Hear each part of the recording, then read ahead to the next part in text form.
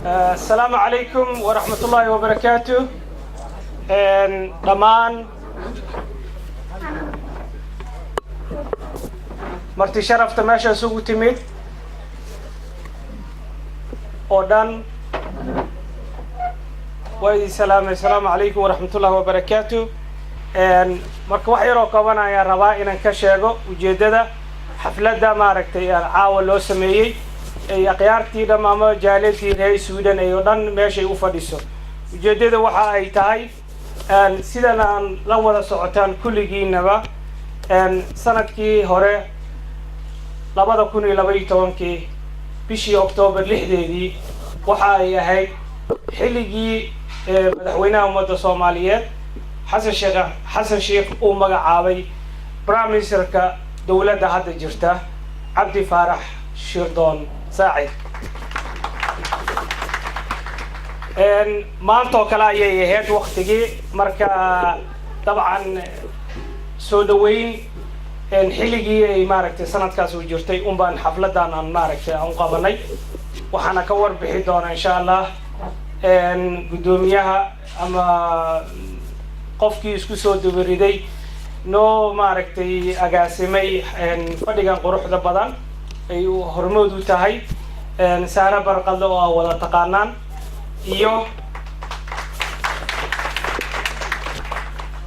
iyo Caliyare Wardere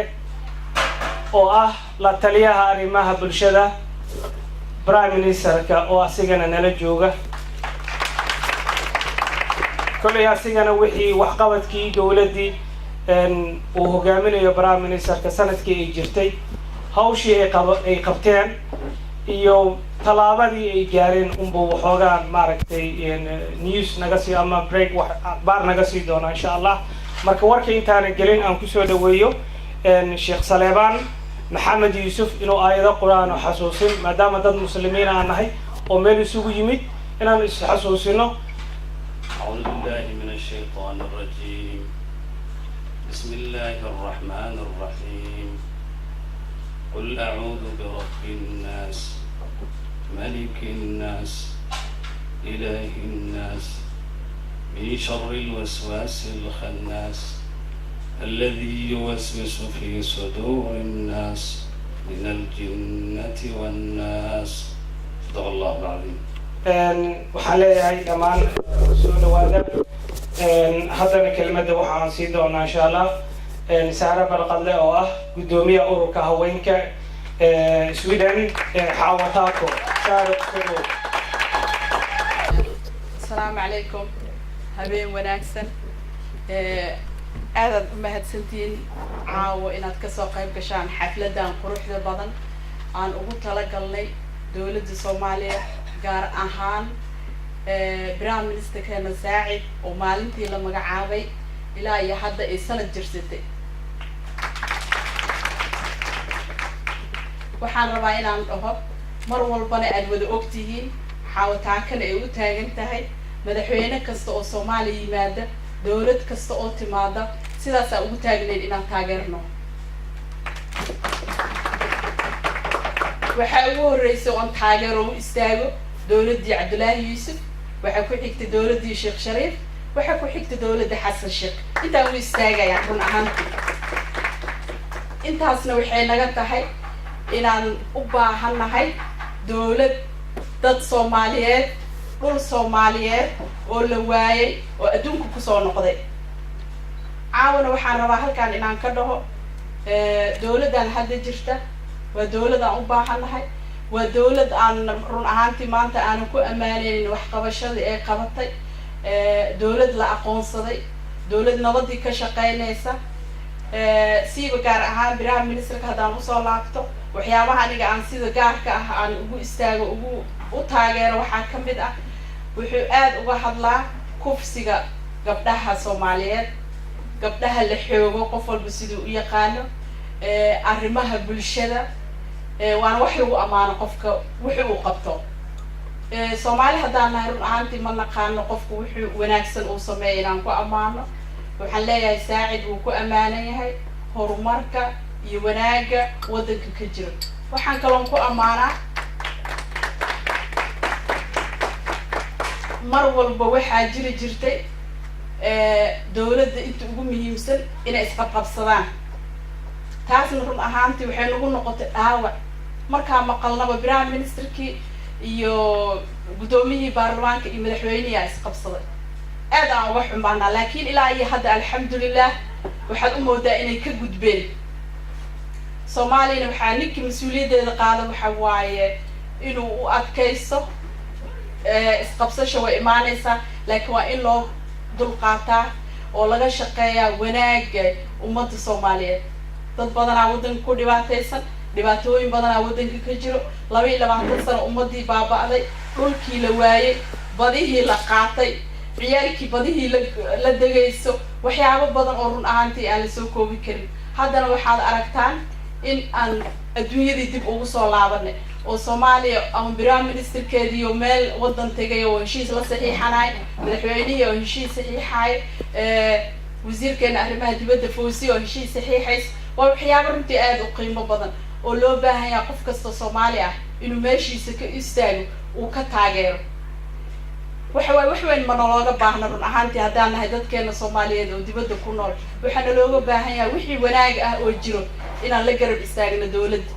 wixii xunne aan dhahno war waxaana xune aan isku tagno, aan sheegno, gudbino waxyaabaha xun aan wadaan wax fiican ma ahane. dowladaan rabnaaye naga joojiya.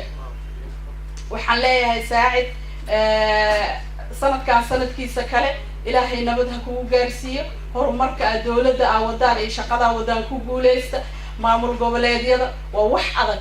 waa wax aan mar hore sheego is erig. waa dhibaatada dagaalka labaad oo Soomaaliya ay u gudbi doonto. laakiin ilaahay waxaan ka rajeynayaa aniga ahaan shakhsi ahaan Soomaali ahaan waxaan jeclahay Soomaali oo mida oo dowlad dhexe leh.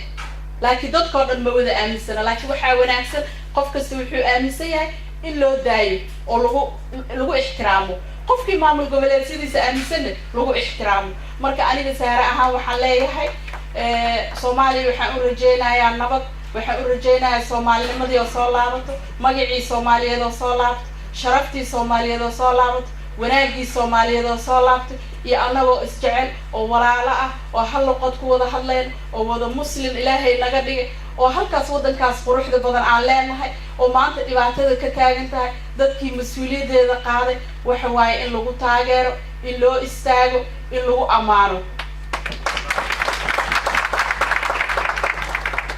haddii aan nahay gabdhihii Soomaaliyeed oo ururka Xaawataako caawa gogashaan dhigay, waxaan taageeraynaa dowladda Soomaaliya horumarkay gaartay. waxaan taageeraynaa prime ministerkeena Saacid oo sanad jirsaday. ilaahay ha ka dhigo tii lagu guuleysto, tii ummadda isku keento, nabad ka shaqaysa, meel walba tagta sida Saacid iyo madaxweynaha gobolada u wada tagayaan. waxa waaye hoggaan fiican, waa waxa lagu faano. marka hadalkayga kuma sii dheeraanayo. waxaan leeyahay insha Allah tii lagu guuleysto ilaahay ha ka dhigo, shaqaday wada mid ku guuleysata ilaahay ha ka dhigo, mid loo wada duceeyo ilaahay ha ka dhigo. asalaamu calaykum waraxmatullahi wabarakatuh.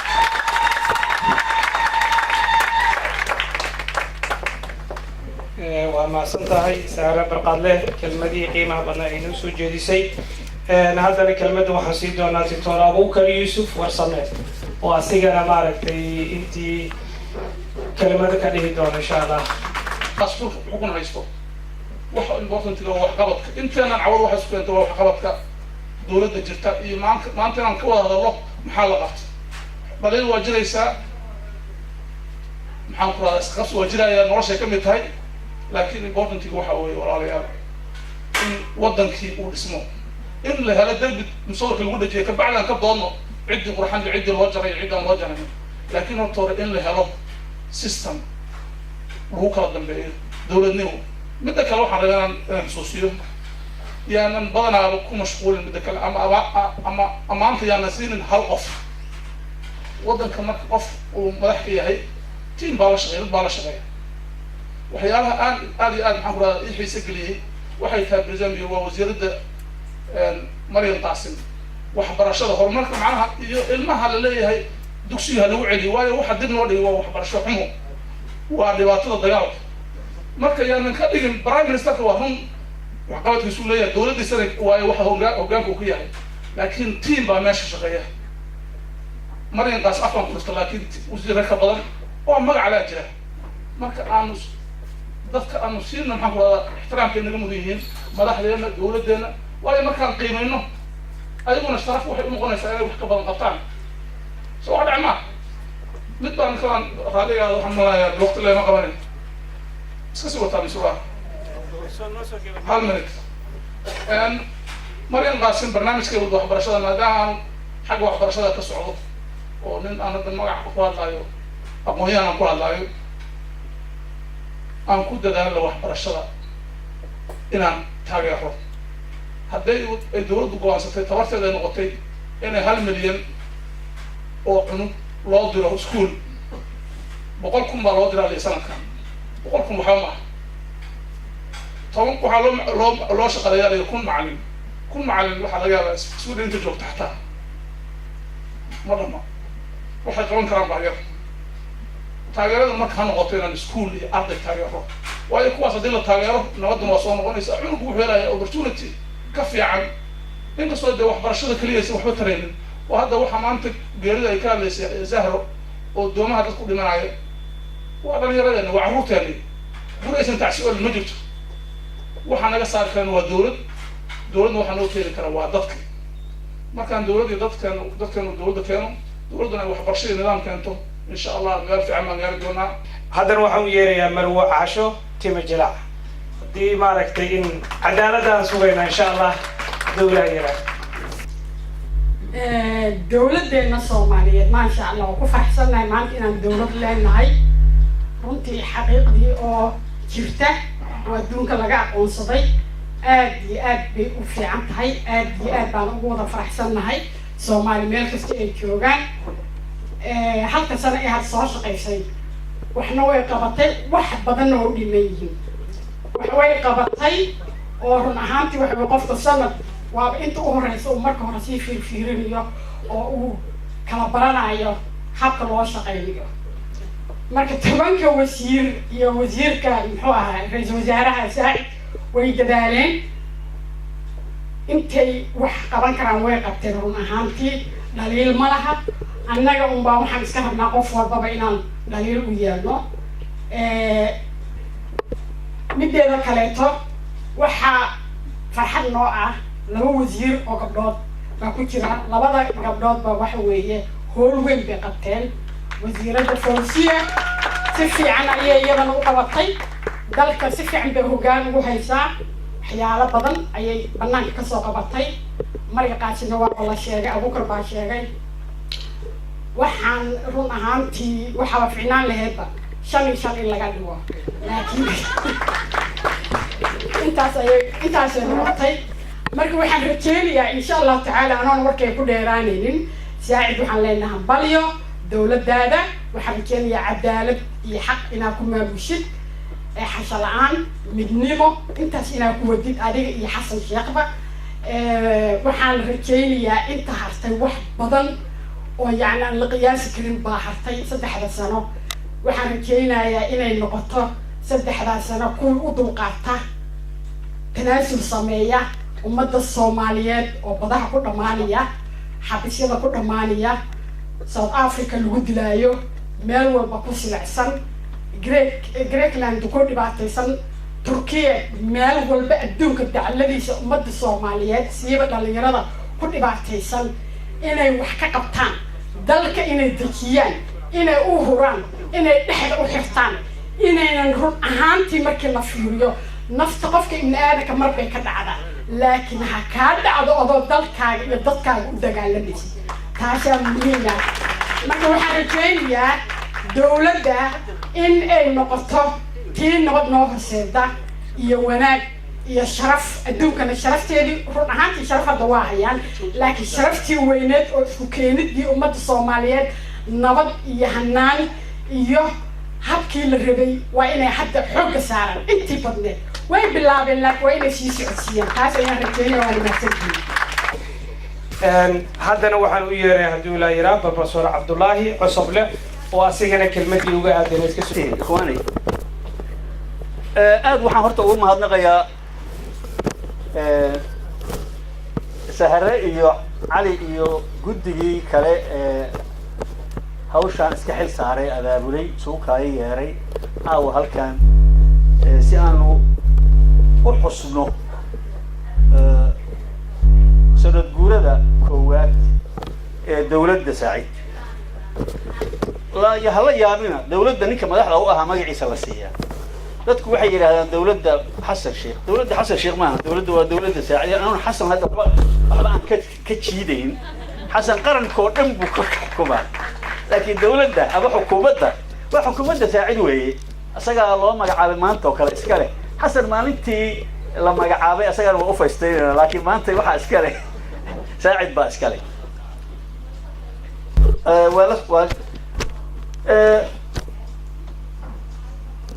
aad baan ugu faraxsanahay horta ka soo qayb galay xuska sanad guurada xukuumadda cusub waagii aan noolayn dadku waxay la oran jiray qaranka Soomaaliyeed baa la dhihi jiray hadda waxaa la yiraahdaa dawladda Soomaaliyeed marka wixii wasaakaya qasmeeno qaranka wuxuu ahaan jiray marka baarlamaanka iyo dawladda iyo maxkamadaha ayuu loo ahaa hadda haddii dawladdii loo baxshay qoladan oo xukuumadda ahayd haddii dawladda la yiri kuwa kale maxaa la oranayaa kuwa haddii dawlad la yiri qarankii oo dhan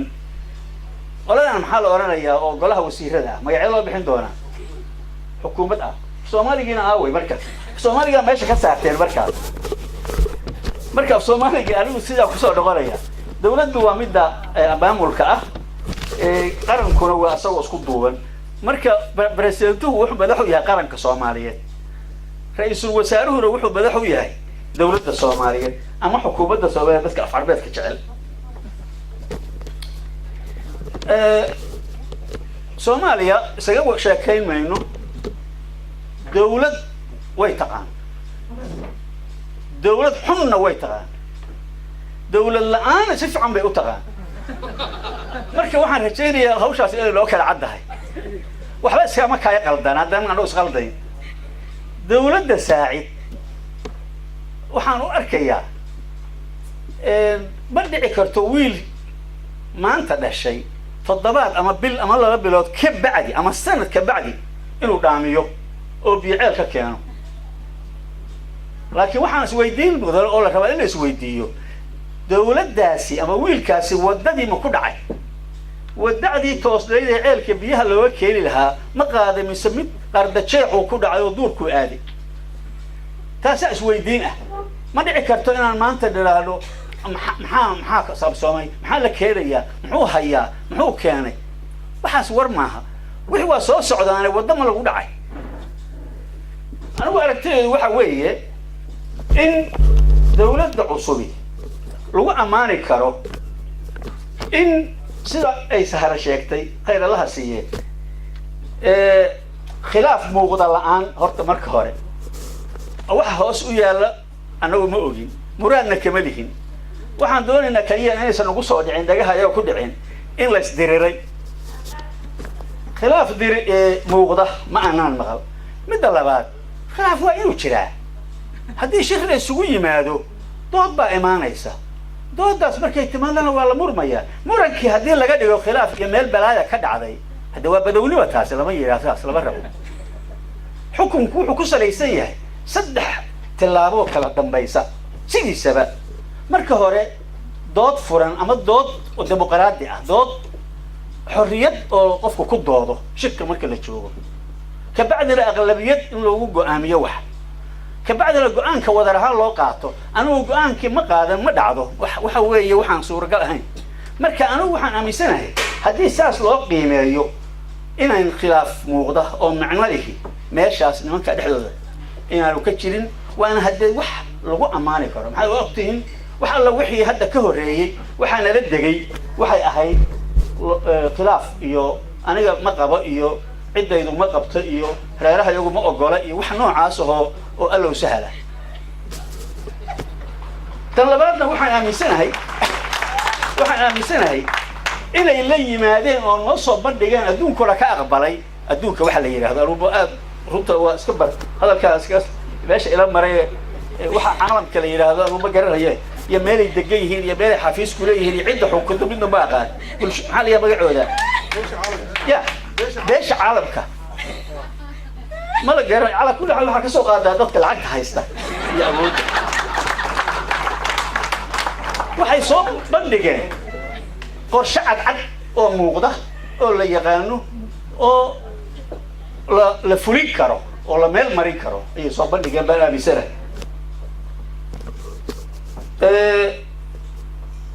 qorshahaas oo ku saabsan fulinta xilalkoodii iyo waajibaadka iyaga loo xilsaaray sidii ku fulin lahaayeen war cad baa ka soo baxay meesha warkaas fulintiisuna waxaa lagu gaarayaa meeshii loo socday waxaan u la rabaa in la yiraahdo waxa sheegteen cadeey fuliya ma aha wax cusub keen maxaad keenteen war wixii aad noo sheegteen oo cadaayo qodobaysnaa halka soo dhigteen fuliya ayaa lagu xisaabtami karaa iyagana u daranta haday fuli waayaan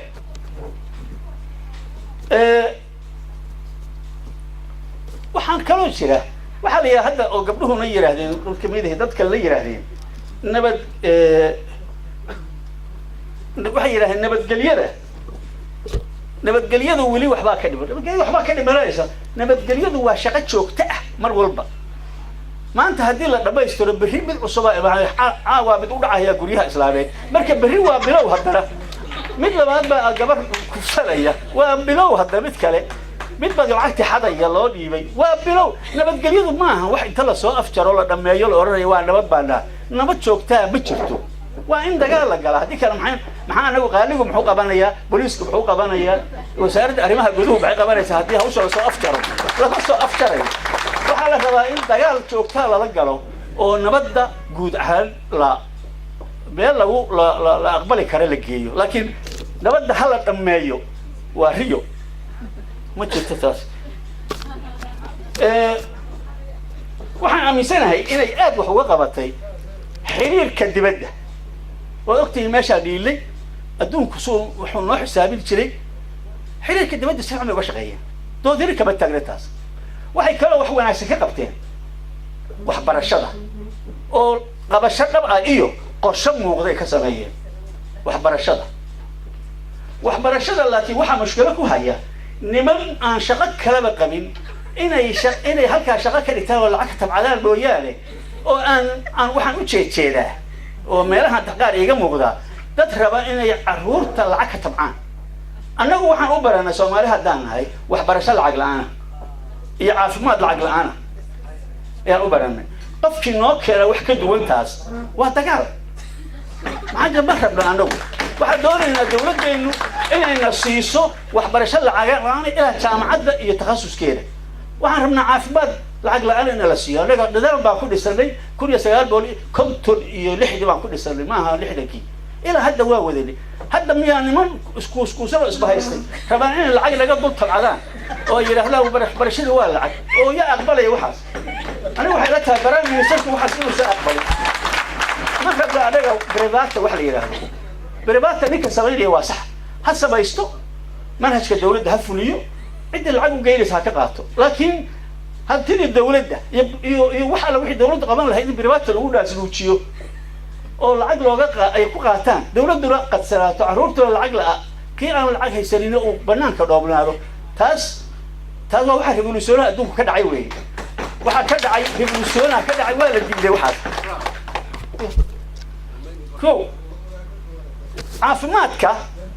caafimaadka okay caafimaadka waxbay ka qabteen isbitaaladii waa la dhisay khayr Allah siiyo niman Turki la yiraahdo soo gurbaday hawlo badan bay qabteen baa la yiri kuwa kale way soo wadaan Soomaaliduna waxbay qabanayaan iyaga laftoodu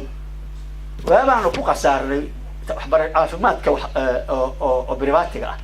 taqaatiirta waxa la yiri mushaarkay qaataa kuma filee subaxiina ha shaqeeyaan dawladda ha shaqeeyaan galabtiina privaat ha loo ogolaado ماشي isbitaalku waxay ka dhigteen meel lagu ballaba galabtii xagga la isugu tago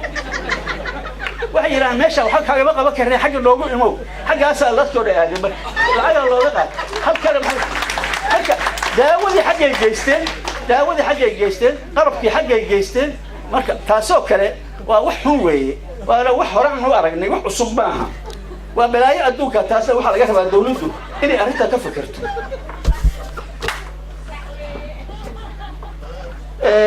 waxaad ogtihiin hadda lacag aan shaqo lama qaban karo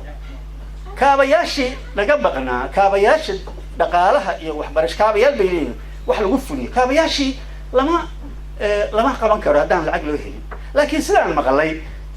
aeroboorada iyo dekadaha qorshe ka leeyihiin waxna way ka qaqabteen maan maqalay waxaan rajaynayaa inay kusii socdaan iyagana hay ii kaadiyay waxaan maqlay inay wax ka qabanayaan waxna ka qabteen qorshaha dhaqaalaha iyo maaliyadda waxyaabaha la isku xunto waxaa kamid ah in wax la isdaba mariyo in lacagta soo gasha aysan gudbin in wixii la helo aysan meeshii la rabay tegin anigu arrintaas hadda kuma caddayn karo hebel baa qaata ma oran karo laakiin arrintaas waa in hay-adaha dawladdu u dhistay hay-adihii xaggee ka baxeen aawa hanti dhawrihii guud aawa xisaabyihii dawladdu aawa ciidankii waardiferensi la oran jiray dadki oo xisaabaadka qaban jiray dadkii aawe dawladdu waa inay dhistaa oo saacid iyo xisbi ururkiisaan ay dhisaan hay-adihii controolka dhaqaalaha dawladda lacagta dadka laga qaado iyo midda dadka la siiyo dadkaa iska leh meel muuqata oo cad waa in looga soo haraa waxaa la yidhi geelaaga meel bagaclaha looga soo haraa oo hadhow laga sii raadin karo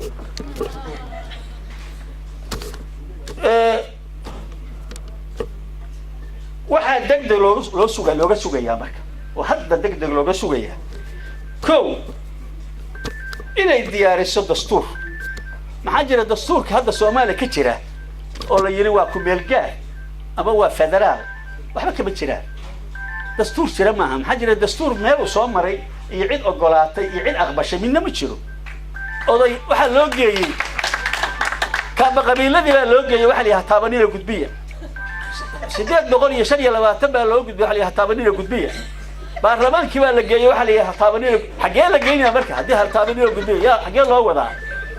cid waa inay ka hadashaa dastuurka oo naqshad oo siibis oo samaysa oo waxa la samaynayo federaal iyo non federaal iyo waxay noqonaysaa noqotay iyo qabaa'il iyo waxay noqotay waa in la laga doodaa laga wada hadlaa la isku raacaa meelna la baraa ma ahana gudbiya xaggee u gudubnaa waa jabnee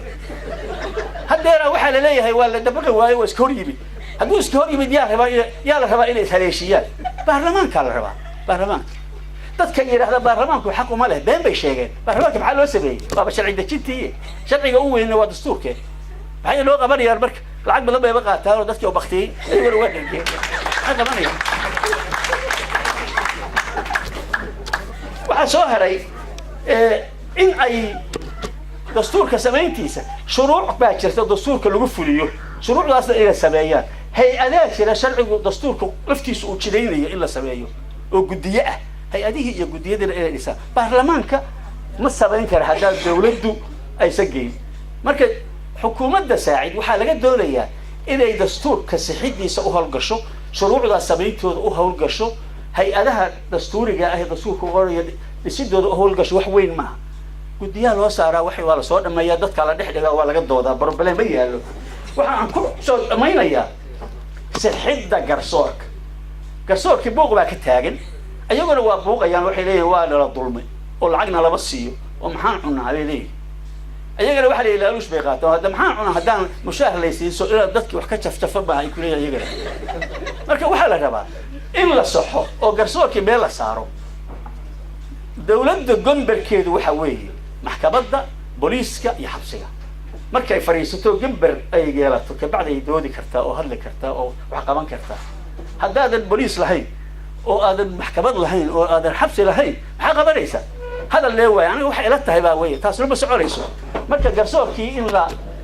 in laga shaqeeyo oo sharci looga shaqeeyo sharci ahaan sharci loo sameeyo ma aha in la caayo keliya hadda waxaad moodaa dadkao dhan isugu tagay in la caayo garsoorka caayadaas waxba ma tarayso waxbay qaribaysaa ugu dambaynta waxaan odhan lahaa dadka soomaalida ah sidii hadda uu sheegahayay doctor abukar macno ma leh in la yidhaahdo inta negative kaliya inta yani oo aan fiicnayn keliya lagama hadlo qofka waa inaad siisaa wixiisa wanaagsan qaybtiisa wanaagsan qeybta xun waxa xun keliya inaad ka fakertaan iska daaya waa ceeb qofka globalmenta waa inaad u qaadataa wixii wanaagsanaa wixii wax xumaa waxna ku kordhi lama diidayo wax loo yaqaano dhaliisha laakiin waxa inay noqotaa mid aad wax ku kordhinayso saa hebel saasaa ku fiicnaa saasaa fiicnaa lahay saasaa fiicnaa lahay maahan inaad wax beena abaabusho inaad wax aan wanaagsanayn sheegto ceeb weeye ka daaya cayda ka daaya muxuu ahaayey madaxda saacid gaar ahaan waxaan u leeyahay saacid waxaan nahay horta isku magaalada ka dhimid ha u ekaataba haddii la rabo isku jiil ma dhihin oo anigu markaa gababo isagu qaan gaaray laakiin isku magaalada waa ka nimid family ahaanna waa isu dhaqaanaa waxbarashadiisana waa dhaqaanaa waxaan idin leeyahay xaqiiqada ay tahay ama waxa artaa ku sheega waa qabow yahay waa biyo baarida maxaa kuleelkiisa ku falaysaa hadduu shaqo hayo balaayo kulul baaba la disay nafta laga qaado ninkaasi waa nin wanaagsan oo nadiif oo khiyaara oo wadani ah oo wax yaqaana waa nin qabow oo degan oo hogaamin kara bal dulqaadka fiir inta la caayayo inta masawiro wuxuu laga samaynayo inta lacag lagu dulqaadanayo inta hadda dhinac laga oo haddana iska sii wato hawshiisa saas ninkaa yeelin Soomaali uma shaqayn karo ninkaas marka intaas ayaa ku ammaanaya laakiin xirtiisa anigu ma aqaan qoladaan yeelka xirtiisa kale mid kama aqaan anigu aad baa u mahadsantihiin hal la iga hadlayta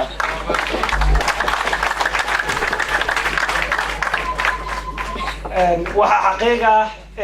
Professor Abdullah Cusable inuu wax badan u soo joogay wax badan uu og yahay macallin uu soo ahaa xilligii jaamacadda Prime Ministerka Cabdi Faarax Shirdoon iyo marwadiisa Caaji Xaashi inuu macallinkii jaamacadda uu ahaa marka haddana waxaan u yeerayaa Xasan Khaliif dhammaan akhyaarta sharafta leh xafladan sida wanaagsan sharafta iyo reereenta iyo quruxda ka muuqato waxaan aad iyo aad sharafi ah caawa inaan halka soo istaago oo aan ka dhiibto hambalyada ama aragtidayda xukuumadda sanadka jirsatay oo hogaaminayo ra-iisul wasaaraha Soomaaliya mudane Cabdi Faarax Shirdoon Saacid waxaan rabaa inaan u mahadceliyo mahad allaale dadkii ama dhalinyaradii hawshan soo qabanqaabiyey ay ugu horeyso Marwo Sahra Barkhadle iyo ragga kale oo la shaqeynaya waxaan runtii ku amaanaa markasta Sahro inay u dhaqdhaqaaqdo arrimaha Soomaaliya iyadoo markasta jecel Soomaalinimada sidoo kale anigu waxaan ka tirsanahay dadka jecel Soomaalinimada Soomaalinimadu waa wax weyn qofku inuu aamino waayo Soomaali waxay tiraahdaa run iyo ilkaba waa la cadeeyaa wixii qalbiga kugu jira inaad cadeyso waa muhiim qofku inuu Soomaali yahay Soomaali inaad ahaato wax ka fiican ma jiraan walaalayaal waxaan leenahay hambalyo ra-iisul wasaaraha xukuumadda hogaaminaya iyo wasiirada dhammaan xukuumadda Soomaaliya sanad jirsatay wixii ay qabteen runtii wax badan waa u jeednaa qofka hadduu mas'uul noqdo wax badan uu rabo inuu qabto ayaa garab mara wax badanna ilaahay waa sulansiiyaa anigu waxaan ku tilmaami karaa dadka mas'uulka ah oo xukuumadda haya inay yihiin koox kubad ama barooni ciyaaraysa oo gudaha ku jirta innagu waxaan nahay daawadayaashii Sweden ka daawanaya meel kasta adduunka daawanaya qofkaasi siduu u kantaroolayo kubadda ama meesha uu rabo caqligiisa inuu u isticmaalo goolka uu ku dhaliyo annagu ma garan karno Soomaalidu waxay tiraahdaa habar fadhida legdina wax uga fudud raali ahaada gabdhaha waxa weeye raali ahaada mahmaadun baa ila gashay waxa weeye qofka anigu haddaan Sweden joogo waxa uu damacsan yahay qofka mas'uulka ah iyo sida uu rabo inuu Soomaaliya u maamulo marna isma keenayaan caqliga waa inaan ku taageeraa qofkaasi sida uu rabo inuu kubadda u dhaliyo uu Soomaaliya nidaamkii iyo qarankii iyo xasiloonidii uu soo celiyo dawladda waxaan leeyahay runtii wax badan bay qabteen arrimaha bulshada dhaqaalaha waxbarashada haba ugu cadcadaato Marwo Dictorayso Maryan Qaasim oo runtii tiri 1 milyan oo caruur aan ku celinaya iskuulkoodii wax aad iyo aad u weyn oo runtii fiican haddaan wax barano ilmaha wax la baro maaragtay aan ka baxayno saboolnimada dawladnimada aan ku soo noqon doono marka intii yarayd waa iga dhammaatay laakiin anigoo iska xoogaya waxaan oranayaa caawi in yar oo wax uma harin waa la dhamay raggii ugu horreeyay arrinta dhameeyey marka inta yar ma u ducaynaa dowladda duca ma u ducaynaa annagu kulligay ma u ducaynaa dowladda ama u ducaynaa caawa alla bari iyo ducaa noo eege alla bari iyo ducaa noo eege bamahadiise alla bari iyo ducaa noo eege bamahadiise aan soo daliilshe dad yahow ducada aamindhe aan soo daliilshe dad yahow ducada aamindhe ilaahii murtida hadalka manka iga siiyey ilaahii midkaan odhan lahaan marna isejin ilaahay cisriga uumaye caalamka istaajay ilaahii caddaan iyo madow cidda ku abuuray ilaahii cibaaradii dhacday aan caradino muujin ilaahii masaakiinta meel kastaaba qudshay ilaahii waxaan cuni lahayn calafna noo geliyey ilaahii cimriga nooga dhigay maalmo aan cararin ilaahii islaam naga dhigo nagu addoomeeyey ilaahii afkeeniyo urka geliyey ayadka ilaahii dembigii aan galnay daahirshoo tirayey ilaahii na caawiyey oo cimriga dhereeyey ilaahii colaadan na gelin cawana na joojay ilaahii migdiga keenaye maalinku caddeeyey ilaahii dhammays naga dhigee dhowray sharafteenna ilaahii muraadkan lahayn maalma nagu siiyey ilaahii marwooyinka nooga dhigay mu'min ilaahii carruurtana cabdiyo cashabana siiyey ilaahii maslaxadeenna gud nagu mataaneeyey ilaahii kuwaas naga dhigoo nagu karaameeyey oo kulanka caawaya kurteen meel isugu keenay koolkoolis mooye malahan kahiyo haaraane waa karaamad soo ururtay iyo dowlad kaamilehe xasan baakiya waa ku furay kanu soo maraye saacid baa kobtaas kala wado maxankaarigiise waa koox mawaadinihe koriyo hooseega waa koox mawaadinihe koriyo hooseega karaamadii dadkeenay wadane koriyo hooseega kursi may rabaane koriyo hooseega kulligoodba waa soomaaliya koriyo hooseega calankeennii baa soo kormaraya koriyo hooseega magaceennii baa soo kormaraya koriyo hooseega oo calankeennii baa soo kormaraya koriyo hooseega laaluush ma kalabsane koriyo hooseega laaluush ma kalabsane koriyo hooseega aad iyo aad baad u mahadsantihiin muddo gaaban baa la iisoo sheegay xafladda sidaas darteeda ayaa mataqaanaa meelaha qaarkood hakad iyo waxaa gelaya gabagayga siyaalo kale aad iyo aad baan idinkugu mahad celinayaa sidii suurta lahayd oo aad ii dhegaysateen thank you very much waa mahadsan yahay abwaan cali xayd kelimadihii uu ku cabiray maaragtay gabayada haddana waxaan u yeeraynaa odayo ka mid ah odayaasha magaalada oo aad wada taqaanaan cabdiqali caalin oo asigana kelmad ka soo jeedi doona bismillaah walaalayaal waxaan mahad celinayaa ilaahay awalan idinkan waa idin mahad celinayaa kasoo qaybgal kasoo qaybgashan xafladan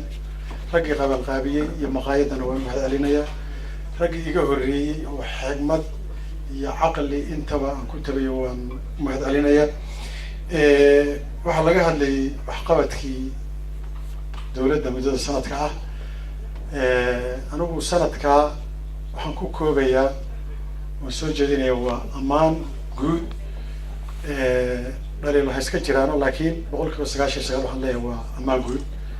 waana ku mahadsan yihiin khilaaf la-aanta daacadnimada hawsha ay ku wadaan waa madaxweynaha iyo prime ministerkiisa iyo ninka odaga ah ee baarlamaanka professor maxamed cusmaan jawaari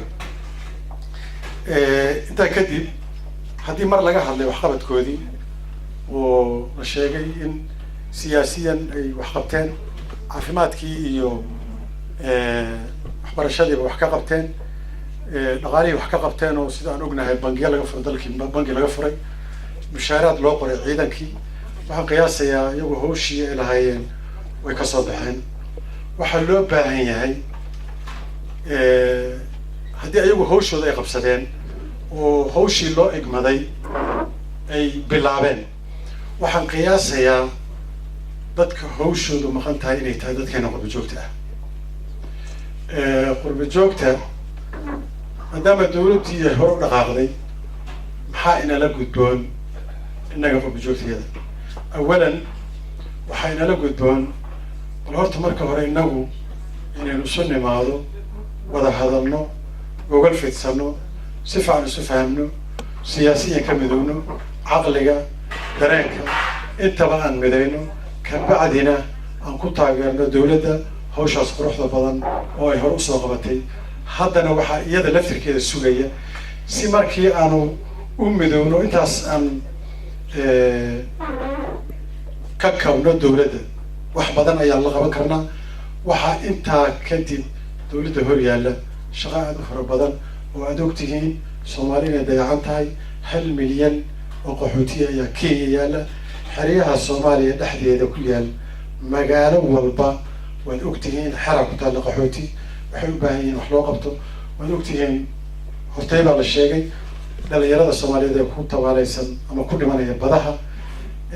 dhibaatada guud ee dalka ka jirta wax looga bixi karaa dawladda hadda shaqada bilowday iyo inagoo iskaashano oo hawshaan wada riixna waxaan ilaahay ka baryayaa in ilaahay u fududaa ayagana annagana ilaahay iskeen fahamsiiyo billahi tawfiiq والسلام عليكم ورحمة الله وبركاته. الله تعالى وبركاته. مدن يا مرويين مرتي الشرف وحن إذنكم سلامة يا سلامة الإسلام كون يا السلام عليكم ورحمة الله وبركاته.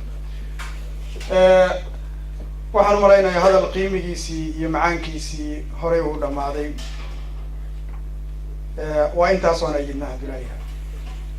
sababta aan u leeyahayna wax kale ma aha waxaan maanta joognaa waqti aan dhihi karno ilmo lumay ayaa aabihiisa in muddo ayaan waxaan ahayn dad aan cidna u tirsanayn marka mar haddaan maanta dawlad yeelanay oo aan waxaan u dabaaldegayna dawlad ay tahay aan leenahay alxamdulilah wax noo dhiman ma jiraan asle qof walbo annaga naga mid ahayna marka waajib ka saarana wuxuu yahay kaalintaadi artay kan ma la qabtay kan ma la sameeyey kan maxaa loo qaban waaye intaad cid kala dhihi lahay war cid wax kula dhistaad heshay la dhis waxaan aad iyo aad ugu mahad celinaya ilaahay subxaana watacaala aan leeyahay ajri xasanaad idinka siiyo marka ugu horeyso hawsha meesha ay kasoo bilaabatay waa xubnaha baarlamaanka oo runtii aan isleeyahay hawl xalaal ay qabteen oo waxay noo dooreen guddoomiyihii baarlamaanka oo runtii maanta qof ka qiimi badan uusan jirin waxaa ku xigay madaxweynihii oo ay iyagana noo dooreen khayr allah siiyo qofkii saddexaad uu noo dooray madaxweynaha baarlamaankuna ansixiyeen iyagaa ogolaaday inay ansixiyaan waa prime ministerka maanta dawladdiisii aan u dabaaldegayno sanadka buuxisay professor saacid marka waxaan leeyahay marka ugu horeyso baarlamaanku waa mahadsan yihin ajri xasanad allah idinka sii laanno 3 qofood oo aqoon-yahan oo muwaadiniina oo qolooyinkii hore wixii lagu yaqiinay ka gudbay ayay noo dooreen haddaba maadaama aan haysano dad u diyaara muwaadin u diyaara waddankiisii inuu dhiso adigana wax kuu qabto magacaaga iyo sumcaddaadi iyo sharaftaadii kor u qaado waxaa keliya oo nala ka rabaahay waa inaan ayidno wax alla wixii aan awoodnana aan ku kaalmay laanno far kaliya fool ma dhaho gacmo wada jiray wax ku gooyaanali gacanta maqan waa marka waa teeni wax sheegitaan iyo ka hadlid iyo kan maxaa loo qaban waaye kan maxaa sida loo sameey waaye maya maanta waxaan nahay dawlad jirta waxaan uga mahad celinayaa dawladda maanta jirta xaqiiqiyan aniga ka shaksi ahaan 24 sano kadib ninka wadankii dib intuu ugu noqday maanta soo arkayana alxamdulillah iyaga igu dhiirigeli waxa waan hawsha ay keenay waan uga mahad celinayaa inteena ka waxaan leeyahay waxaan soo saarnay waalidku sidiisu wax soo saarkiisu waa ubadka alxamdulillah ilaahay awlaadu noogu deeqay laakiin haddii aynaan haynin meelan macnaha aan u sheegno aan meeshaan aad leedahay ama aan tusin ilan waxaad tusiso buu ku dhaqmaya qofku kaalintaadii qayb ayaa mar laakiin maanta waxaan haysanaa jaanis aan xooji karno waddanka aan wax la qabanno hadal xumida iyo fadhi ku dirirka aan qiimiga lahayn ee wax kala geynaya aan joojin qofka walaalkaa kelmadda wanaagsan oo aad u sheegtid ayuu wax ku qabsan karaa adigana wax kugu qaban karaa waddankana wax kugu qaban karaa calanka waxaad arkaysaan jaakad yartaan wataa waa buluug sooma maalintaan gadanayay jacayl uma gadan jaakada ahaan ee calanka kalarka ay ka wadato oo aan jeclaystaan uga qaato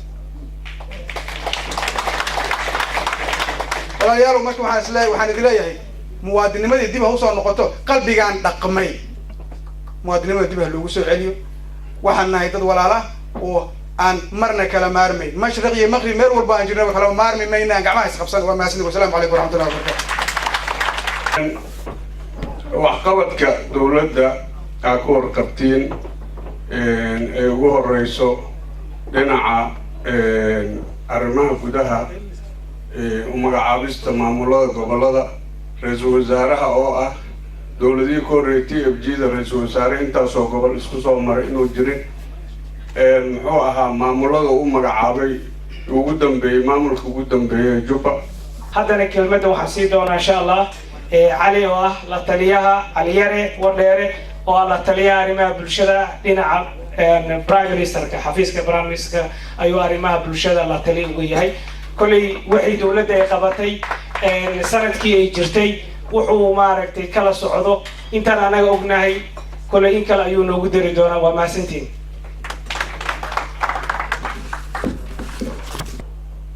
waxaa sharaf ii ah inaan hortiina soo istaago oo aan idinla wadaago waxqabadkii dawladda muddadii sanadka ay jirtay iyadoo ra-iisul wasaaraha Soomaaliya Dr. Cabdi Faarax Shirdoon Saacid uu qadka taleefanka soo geli doono dabadeedna uu naga dhihi doono waxqabadkii dawladda laakiin maadaama aynu la joogo aan maaragtay hal iyo laba ka iraaday October 6 sanadkii hore maanta ku beegan madaxweynaha dawladda federaalka Soomaaliya mudane Xasan Sheekh Maxamuud wuxuu ra-iisul wasaare u magacaabay inuu noqdo Cabdi Faarax Shirdoon Saacid oo ah ra-iisul wasaaraha hadda jooga November 4 isla sanadkaas prime ministerku wuxuu soo dhisay xukuumad ka kooban 10 wasiir oo ah xukuumad marka la barbar dhigo dawladihii ka horreeyay tiradeedu aad iyo aad ay u koobneed waxaa xusud mudan in 10ka laba ka mid ah ay ahaayeen haween oo prime ministerku uu haweenka Soomaaliyeed siyaasadda ka siiyay qaybtii ugu weyn ee taariikhda Soomaaliya in 10 wasiir prime ministerku sameeyo waxaa jiray laba micno kala weyn oo iyana ku jirtay mid waxay ahayd in prime ministerku sidii hadda Xasan sheegay Xasan Khaliif uu ku dhiiraday inuu burburiyo markii ugu horeysay nidaamkan aan xalaasha ahayn ee 4.5 ee dad walaalaheena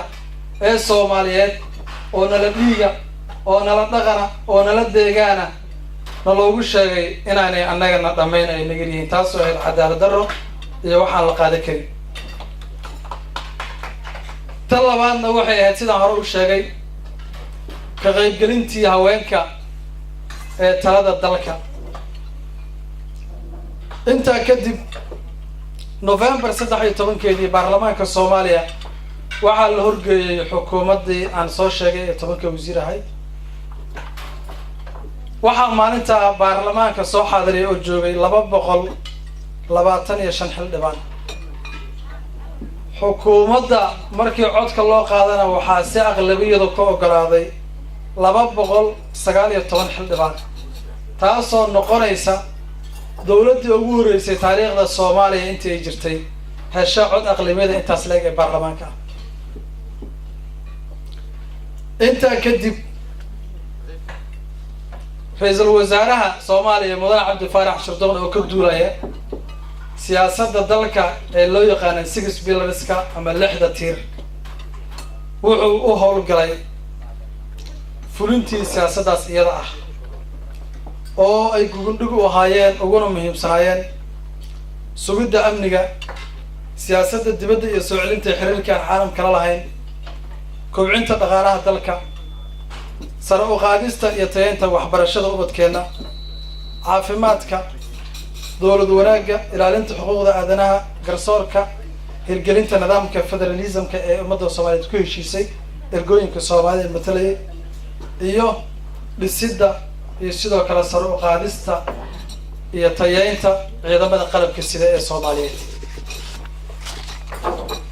mudanayaal iyo marwooyin walaalayaal ra'iisul wasaare Saacid wuxuu wax badan ka qabtay amniga waxaa jira asxaab badan oo iga horeysay oo qabta amniga inaanay ahayn sidii laga rabay laakiin anigu maadaama aan wadankii gudihiisa deganahay waxaan u arkaa amniga in horumar weyn laga sameeyay waxaana tusaale u ah arrimahan soo socda Prime Ministerka Soomaaliya isagoo uga qataraha amni ee ka imaan kara iyo digniinaha ka imaanaya laamaha amniga wuxuu ku dhiiraday inuu safaro dhulka ah iyo kuwa aan dhulka ahaynba ku tago gobolada dalka Soomaaliya gobolada Prime Ministerku uu tagay iyo magaalooyinka uu ku dhiiraday inuu tago si cadowga Soomaaliyeed ee dhiigicabka al-shabaab loo challenge gareeyo loona burburiyo loogana adkaado waxaa kamid ah magaalooyinka Marka Jowhar Afgooye Beledweyne Cabudwaaq Kismaayo Balcad Dhuusamareeb Cadaado Garowe Garbaharey iyo Baydhabo Janaay ugu horeyn markii Prime Ministerku uu qabtay xafiiska amniga wuxuu ka bilaabay inuu u magacaabo saraakiil aqoon iyo waayo aragnimo u leh howlaha amniga wuxuuna taliyaal cusub u magacaabay 3 laamood ee ugu muhiimsan amniga ee militariga sirdoonka iyo booliiska Soomaaliyeed taasoo loo xushay dadkii ugu habboonaa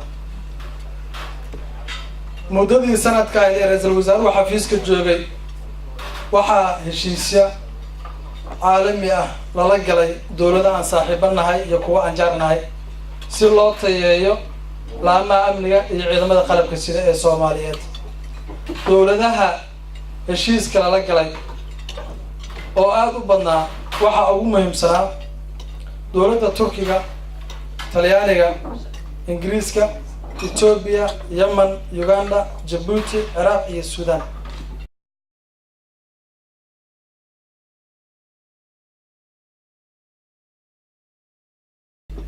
waqtigoodii qaaliga ahaa dhaqaalahoodaba ku huray dowladooda sanadguuradii kasoo wareegtay sanadkii koowaad inay dib u eegaan qiimeeyaan wixii kala gudboon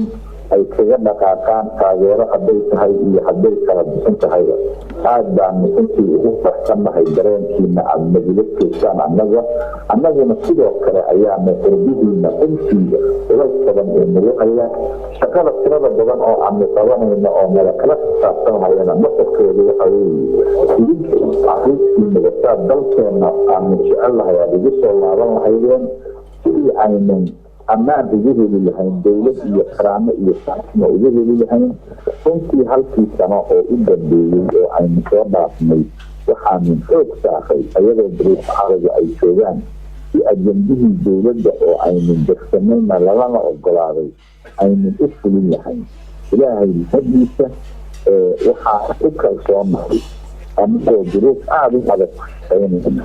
intii aan filayay inaanu ka dhiiranahay meelo badanna aynu ka dheeraynay walow ay jiraan meelo u baahan horumarin waanu ku kalsoonahay siday u dhaceen siyaas aada u fiicanna 4 sano howlaha nala ka filahayay waxaanu ku rajaweynaa inaanu gaaro qorshaha aynu u samaynayno sanadba in maaragtay qorshe aanu u samayno 4 sano oo qaranka dowladda uu yahayna aan qorshe u samayno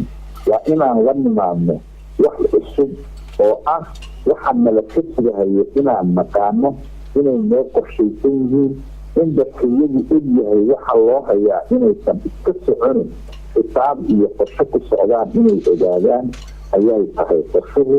qiimayntiina waa ku kalsoonahay dabaaldega aad u dabaaldegaysaan oo dib u eegeysaan waa laftigeeda waxay tahay dhaqan dawli ah oo runtii aanaa horay u lahaan jirinin waxaan idiin xaqiijinahayaa annaguna inaan dhankayada kaga kalsoonahay wixii noo qabsoomay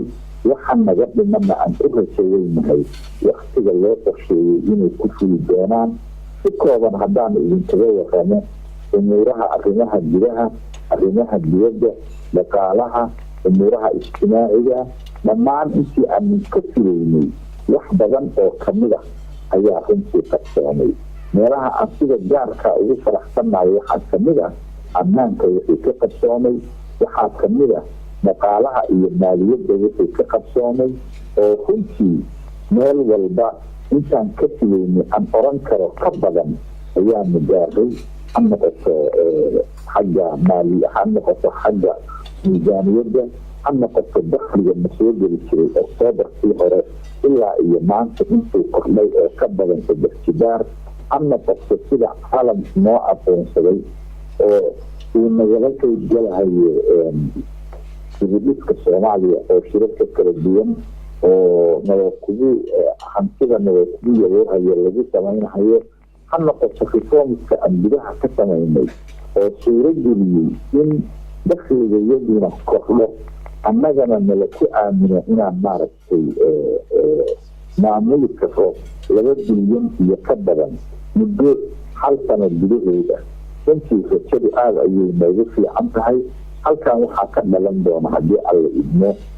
dhaqaale korka awgiis runtii waxaa jawi ammaanka micna u yeela maalgelinta fududeeya shaqa abuurista fududeeya dhaqaale korna ugu dambayntiiseena sanadkan u dambeeyey dadka dhaqaalaha sida wanaagsan u yaqaanaa kororka dhaqaalaha soomaaliya waxay ku qiyaaseen inuu aada u sareeyo oo ilaa 10% ku dhowaan karahayo meesha sanadkii ku tegay marka la qiyaaso uu ahaa 2% xagga dhaqaalaha iyo maaliyadda marka la eego sidaanu u qorshaysano maaliyadda budget u leenahay waxaan aruurinana si la yaqaano ay u socon karaan waxaanu ka tagaa meelaha aan horumarka badan ka samayno sidoo kale ammaanka oo aynu ciidamadeena tababarkooda hubkooda agabkooda kala duwan mushaarkooda dhammaan waxyaabahaasoo dhan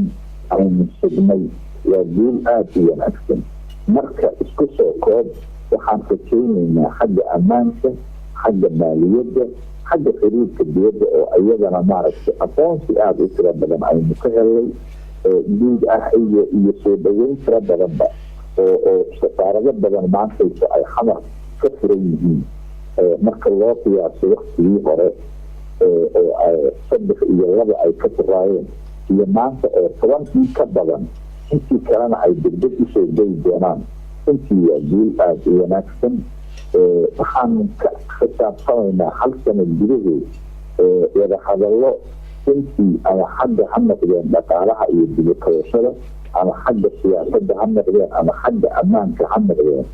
dowladihii rasmiga ahaa waagaan ahayn ka hor kadib ammaan gelinin rajadu aada bay u fiican tahay waxaan rajaynaynaa hadday sidan sanadka dambe uu nagu sii socdo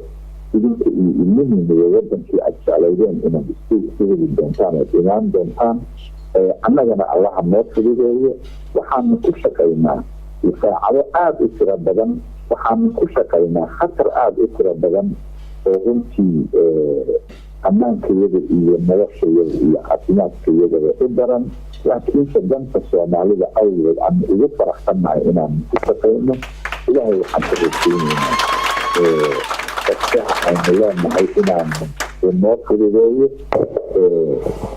kuna xisaabtana waa kelignaa maqnaanshihiina aad naga maqan tihiin waanu ka xoog badnaan lahayn haddaad naga joogtaan sida aynu maanta nahay kalsoonidiina iyo taageeradiina wax weyn bay noo qaraysaa fadlan hanaloo sii wado waa idinkaga mahadinaynaa guud ahaan kasoo qaybgalayaasha xafladan ayada ah talooyinkiina waa sugaynaa fadlan noo soo dira haddaad dalka noogu imaanaysaan xafiisyadayadu waa idiin furan yihiin waanu ku xisaabtamaynaa dadka ciidan jooga sida ay dowladda iyo dowladnimada soomaaliya u garab taagan yihiin inay kaga duwan yihiin mujtamacaad kale ee soomaaliyeed ee meelo badan ka jira oo iyaguna taageeradooda iyo hawahooda wata aada oo weyn baanu ugu faraxsannahay wax kasta oo aad nala garab taagan tihiin waxaan jeclahay si gaara inaan ugu mahadnaqo qabanqaabiyayaasha hawshan gaar ahaan ururka haweenka ee xaawataako iyo gabadha gudoomiyaha ka ah saxrada kaliyo aada baan ugu mahadnaqahayaa wariiriyaha caliyare asana sidoo kalean u bogaadinahayaa waa mahadsantihiin waxaa keliya oo aan ka weynaa waa kala dheeraynteena laakiin qalbigeena waa wada joogaa mahadsanidin wartadyo dadaalo dood qabyaaladayntiyo fadhi dirirka daayo danta guud hormariyo dib u dhiga tangaarka